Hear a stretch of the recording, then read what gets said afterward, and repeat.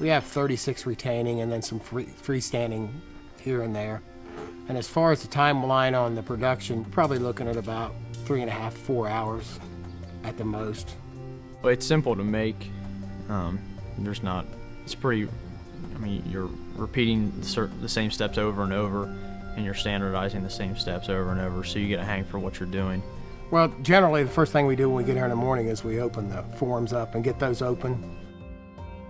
Then I'll go back to where I started and start blowing everything out. And most of the time I don't scrape a lot unless there's real heavy buildup. I try to get under everything as best as possible. As long as you start out and keep the stuff clean, you're not going to have a whole lot of problem.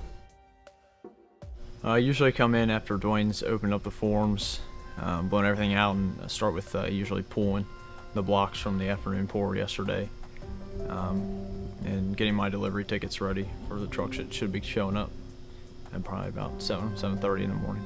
Having the fork slot makes it real easy to operate, picking blocks up, stacking them in the yard, and stacking them on trucks. We try to oil as best as we can. I spray all the metal on the outside, and what is in the air and floats down is generally enough to cover the face.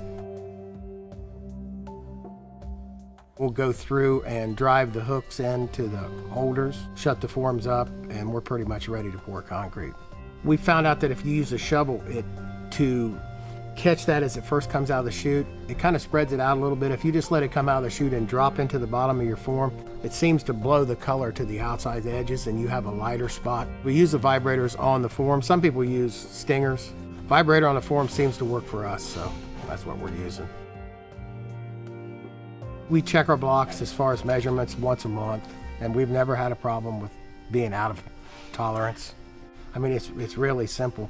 As far as you can break these down and get them out and powder them and oil them and get them filled back up, I don't know how much simpler it could be.